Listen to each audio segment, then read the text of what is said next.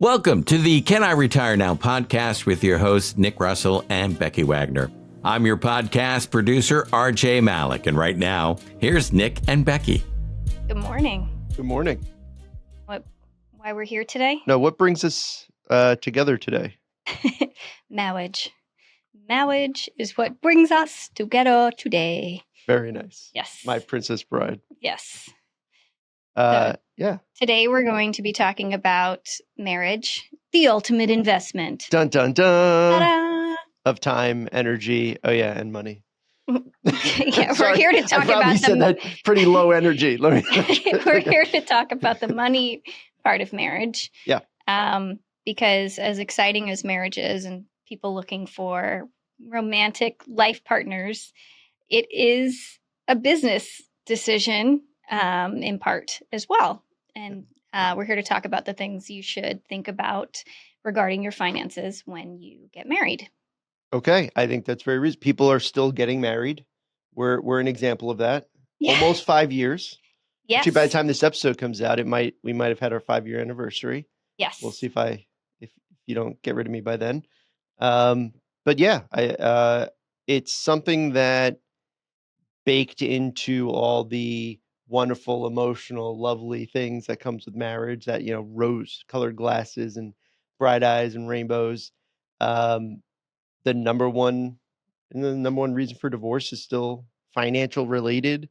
I didn't look that up, but I can say that it is something that should be discussed pre-marriage, as well as throughout your marriage as well. So, and because it can have big impacts, it can cause big fissures in a relationship. So cool. So let's talk about it. Where do you want to start? Okay, so we're going to talk about all the good financial things that can happen when you get married. And it's funny because when Nick and I decided to get married, we'd been dating several years and lived together. And we often joke that we crunched the numbers and did the math and decided it worked out to get married. Which, if anybody's listening, would think I came up with that. No. That was 100% you. Yeah. That we crunched the numbers and decided it'll work. Yeah. Yeah. So romantic. Yeah, I know. Wow. Really giving a lot of insight to the intimacy of our relationship. Yeah. So, Nick, this is all your expertise. Okay. So why don't you go over marriage you're talking about? Yeah, I crush it. I crush marriage. So fantastic. The financial benefits that can come with getting married. All right, so let's talk about some basic ones. Okay. That you're probably familiar with and you may not even think about just because it's kind of integrated already into our day-to-day. Tax advantages. There are major tax advantages to being married. The government wants you to be married. They still want their taxes. Yeah, the government, I think they've figured out that married people means more money, normally means more taxes. So, taxes, your favorite. Everywhere. So a couple of quick things. Married couples that file jointly or separate for that matter, but jointly especially, may result in an overall lower tax liability. So if you were single and made 80 grand and I was single and made 80 grand, and then we were married and made 160, just the combined, we'd actually be at a lower effective tax rate together than separate. What? Yeah. Yeah. So there's advantages in that sense. Okay. Of being married when you hit those different tax brackets. Okay. Part of or piece that actually rolls right into that is also higher deductions. So our standard deductions that we have in our tax system have been growing pretty steadily over the last few years. There was a big jump a few years ago. What deductions for what? Oh, tax deductions. Tax deductions. Oh yeah, Okay. I'm sorry, on your tax return. Okay. So some people like for me, well, for us, the business, we itemize our deductions for the business return. Mm-hmm. But when it comes to our personal return, even with donations and things that we do, and most people don't have enough itemized deductions. So they wind up using the standard tax deduction. And the married one is considerably larger. Oh, okay. So less taxable income because Correct. of higher tax deductions. Look at you. Following along. So especially in scenarios where, let's say, one person works and the other one doesn't work. Okay. Or works that earns an income, right? Mhm. So let's say you have that same example of somebody making 80,000, or let's do it even probably more applicably. Let's say someone's making 160 Mm-hmm. and the spouse is making 0 versus 80 and 80. Okay.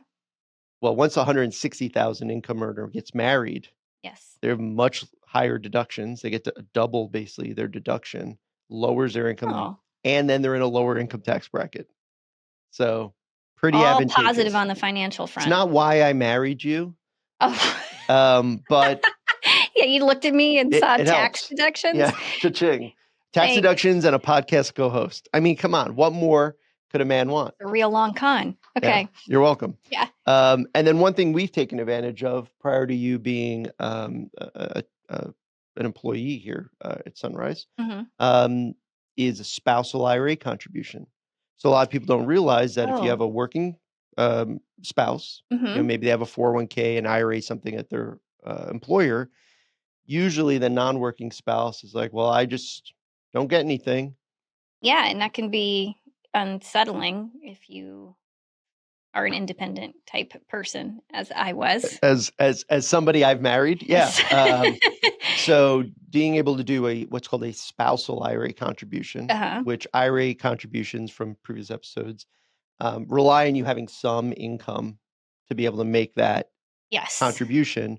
Well, now, as long as one of the spouses is working, the non-working spouse can make a full IRA contribution even without their own individual income. Interesting. Yeah. So a couple nice little tax advantages. Yeah. And Retirement savings. Yeah. Yeah. All right. There you go. All plus sides here. It is. Getting married can be a cool thing. Yeah. Not just for love. Not just, yeah. No, you should marry someone you actually want to spend time with. Yeah, So it definitely helps. Okay. Okay. So those are the tax advantages of getting married. What else are we talking about? I'm looking here and I see Social Security.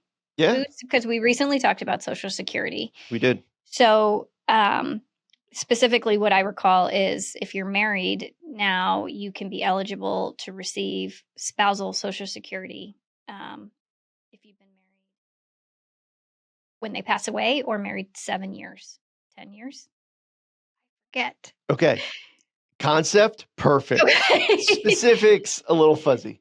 I am not a yes. financial professional. So when you're married, so when you're single, obviously you're eligible to receive 100% of whatever your Social Security benefit has earned. Mm-hmm. When you're married, and this may be the case for us because you worked for 10 years. Well, 15 years, sorry. But thanks. God, you look so young. It's hard to believe you worked for 15 years. That was a good recovery. Thank you. Yeah. So, but by the time I retire, or by the time we're 67, full retirement age, if my Social Security benefit is large enough, you're eligible to receive 50% of mine. And if 50% of mine is larger than 100% of mine, of which yours, is likely because I worked for the state. Well, yeah, but you did good work there. Made a difference. No, okay. But if my 50% off my benefit is more than 100% of yours, you get whichever one's larger. So basically more Social Security options. Correct. And it does not, as a reminder, take away or affect my benefit. So if my benefit's $3,000 a month, you get to draw $1,500. I still get my $3,000. Nice. So that definitely helps. By the way, you have to be married 9 months in order for that to be. I'm sorry, for once you're married. 9 months. 9 months, yeah, that's it. So you can't get it like the day after you get married, but as long as once we were married. I thought you said like if you're divorced, you have to be married. That's divorce. So, and this is the marriage. This is the marriage episode. Why don't you wait for the divorce episode, which is coming? Well, foreshadowing. Yeah. Okay. Yeah. Okay. So, got it. Married, you have to be married 9 months. So we got married in September. Okay. You wouldn't have qualified until 9 months later. Yeah. Okay. So, got that. Anything else for Social Security? You mentioned if they die, if your spouse passes away. Yeah, survivor benefits. Survivor. Oh, that's the 9 months. Survivor. Thing. Okay, so you can't. As long as you were married 9 months. As long as you're married. Okay. And then that person passes away. All right. You can get survivor benefits, which, by the way, are equivalent, don't get any ideas, but equivalent to 100% of my benefit. So if I were to die, we've now been married significantly more than 9 months. you would be eligible for 100% of my benefit. Okay. So again, if we were, and we know couples that are live together, have kids, own homes, but Yeah. aren't technically married, um, Eyes of the U.S. in the government. eyes of the U.S. government, Social Security, if we were in that kind of situation, you wouldn't be eligible. Interesting. Yeah. Okay. Yeah. So a couple moving parts there, but another advantage. Just a nice little, cherry on the marriage sundae. Oh, Yeah. lovely. Okay. I see here inheritance rights. Basically, it says you can, surviving spouse typically inherits an estate tax-free, even Yes. without a will. Correct. Okay. So, Claims on property then. yeah, a couple of, obviously some Nuances and specifics and nuances in there, but in general, a spouse has first right and usually a free right to inherit those assets. In a lot of cases, IRAs, 401ks, retirement accounts, the primary beneficiary is going to be the spouse. So will or not, you get those dollars. A lot of property is jointly owned when you're married, whether it's tenants by entirety, tenants in common, depends on the state. That usually just gives the spouse, essentially think of it like a joint bank account. I pass away, they take my name off. It's your account's still okay. open and active. Okay. Um, Nice. All right. There are some legalities there, so yeah, and always every state's a little different, but it definitely does help. okay. So, are there any financial disadvantages to getting married besides having to share your money, which can be hard for some people? Yeah, if you don't have the same kind of spending habits as your spouse, it can be a It little can be little challenging. little challenging. Fortunately, we are On the um, same page.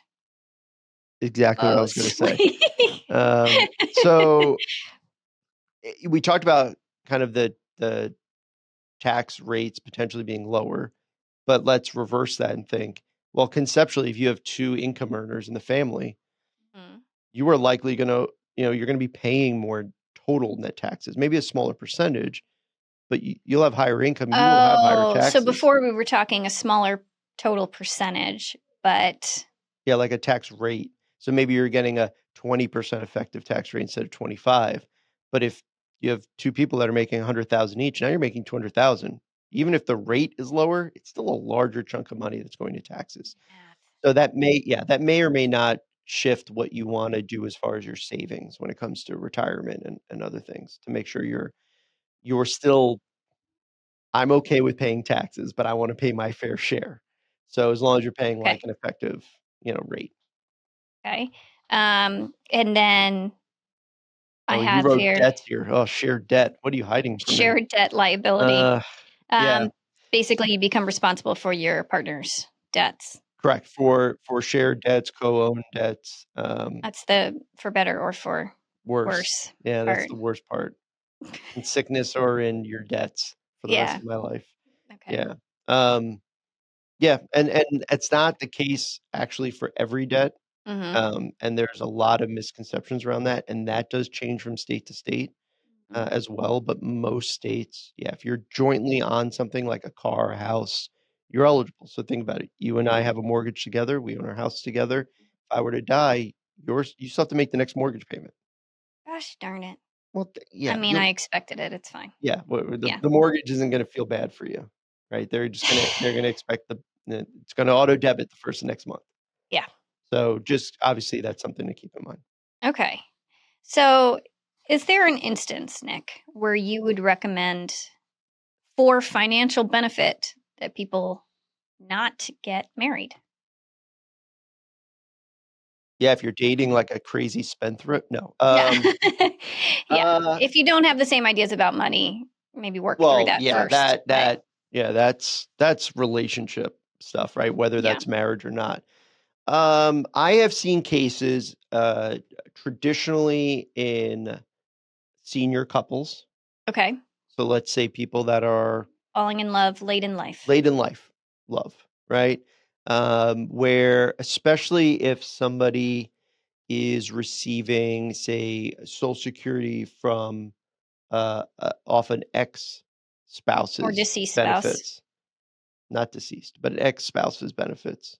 Um, if they get married, then they can't draw those benefits anymore, right? So if let's say Oh. you're marrying somebody who worked, I'm trying to think, there's like for the railroad or a lot of other places that don't get Social Security. Like that, like you marry me, I have a pension, but I don't have any Social Security.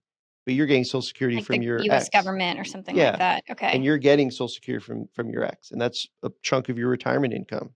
Well, marrying me would forfeit that money, and you wouldn't be eligible for anything else of mine. So that's a situation where, Okay. off the top of my head, where I could think you may not want to actually get married.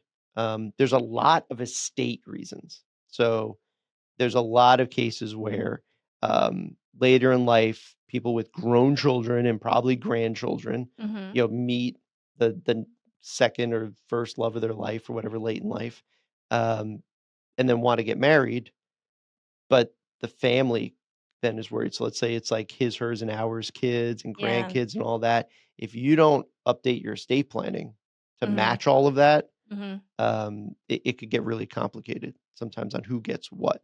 Because again, in most cases, if we're married and I pass, you get it. My kids don't. If I had kids of my own. Oh, so yeah, it So could that cause it your doesn't matter how old children. you are. Yeah. People think about that when they're And that younger. happens more often than you would think. I am Yeah. hearing about that more often now where adult children are telling their adult parents, don't get married or it messes with my inheritance, which Yeah, is kind of selfish of the kids there, has a but lot baked into it, yeah. but it does Maybe impact. maybe some other financial issues in that family, but we know of we know of some older couples that are both Yes. getting married, not getting married, or getting divorced, all late in life. Post 70, 80 years old. Yeah, and it could have an impact for a lot of reasons.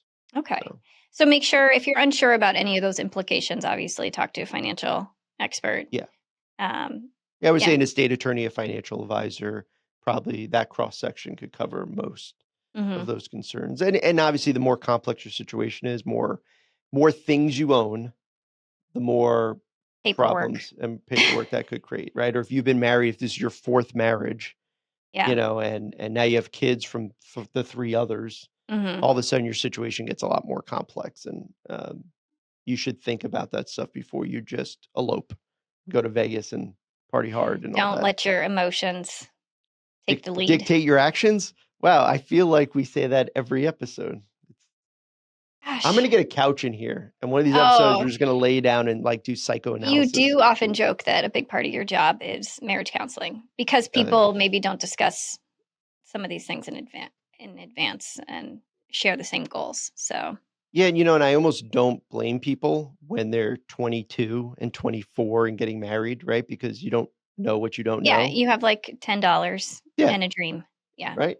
That sounded like me. I had $10 in dream. Yeah, and then we got married in our 30s, right? hmm How old am I now? Yeah, we got married in our 30s. Yeah. But there's people that are dating. My mom's in her 70s and she's dating, right? And she's been dating for years. Yeah. And so hopefully as you age, you continue to live life and enjoy it and have those kinds of relationships, but be aware of the financial impacts and maybe have some conversations before you jump to any conclusions. Okay. So I I see a have giant did you know on this page. two did you knows, which are kind of It's a lot of interesting. numbers here, which is not like you. Really?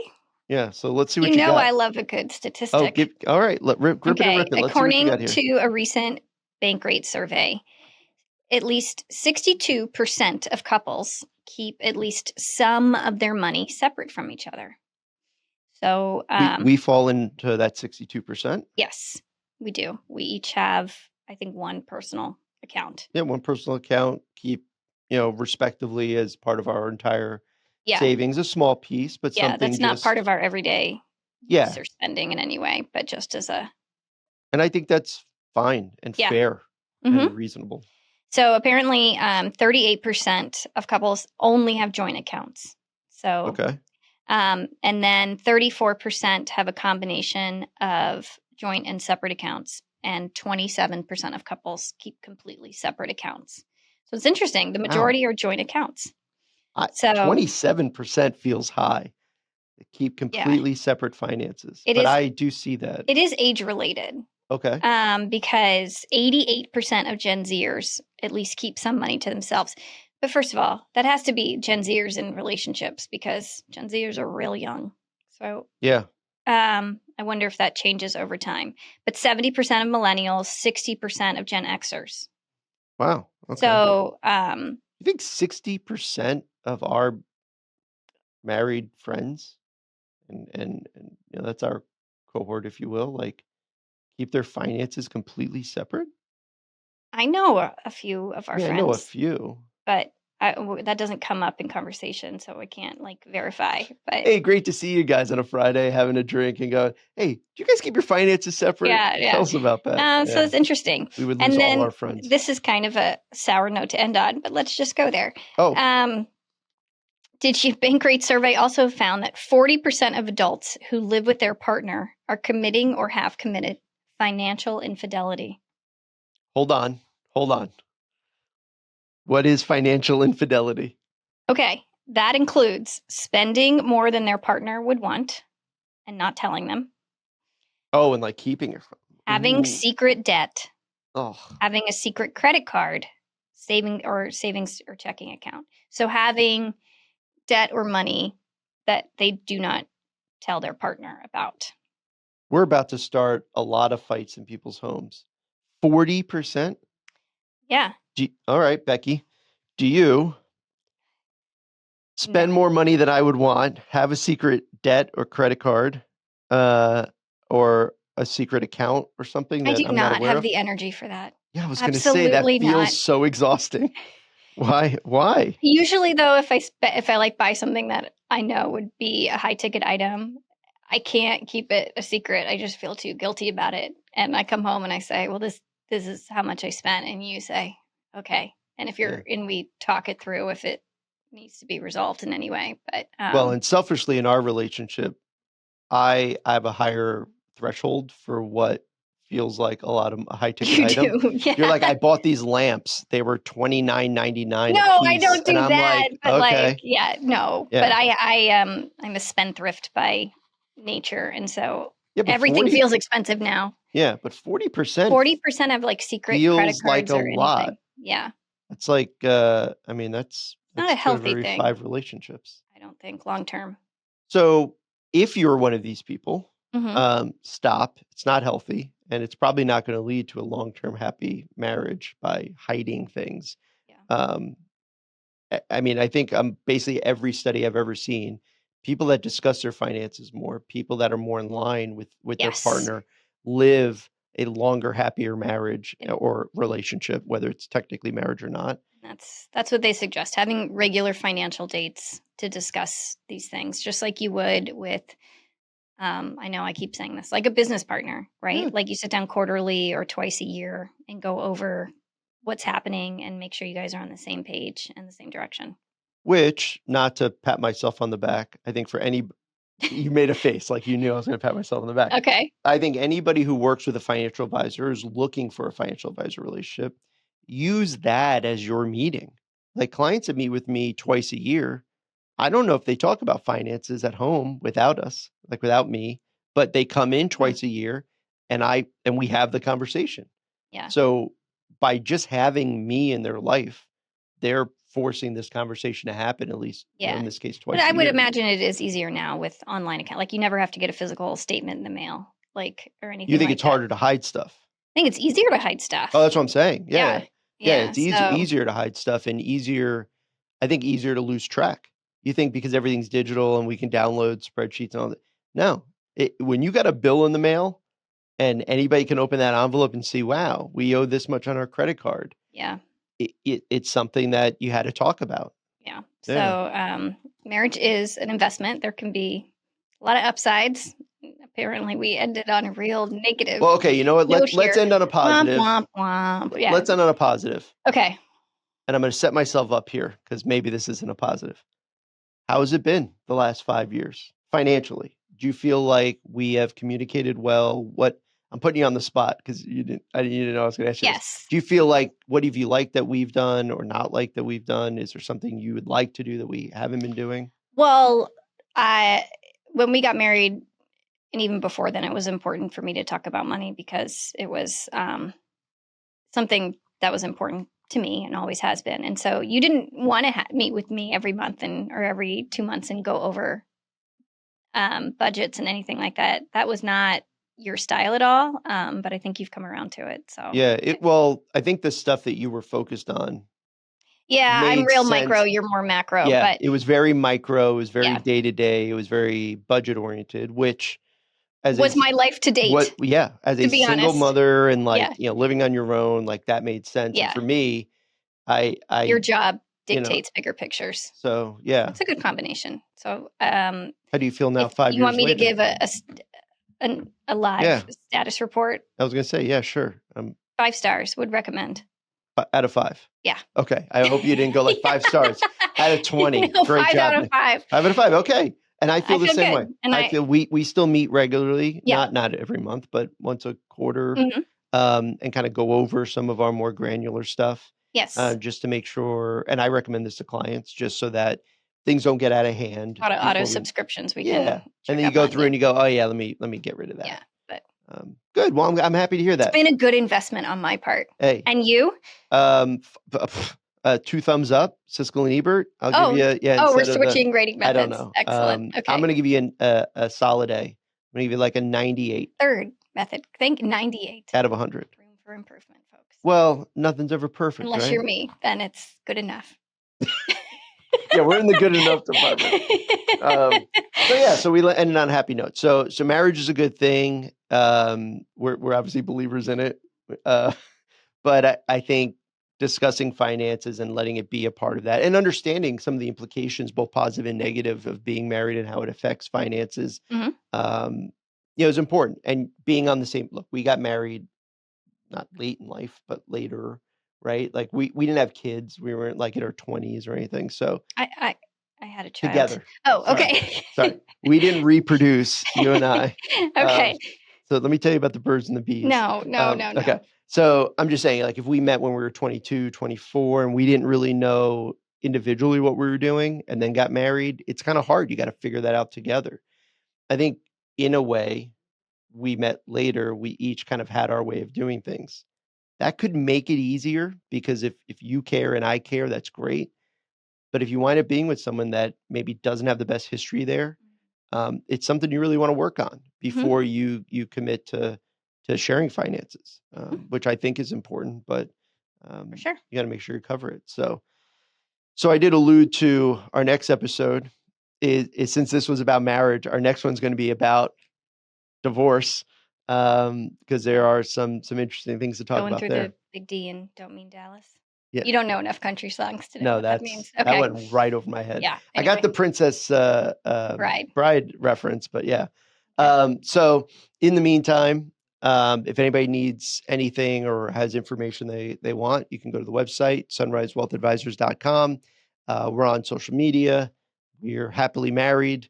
So hopefully by the time the divorce episode comes out, we're not like, oh, sad news. Oh.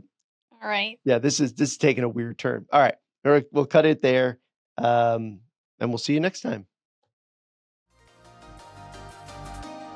Thanks, Nick and Becky, and we're looking forward to your next podcast. And thank you for listening to today's Can I Retire Now podcast. Until next time, for Nick and Becky, I'm RJ Malik.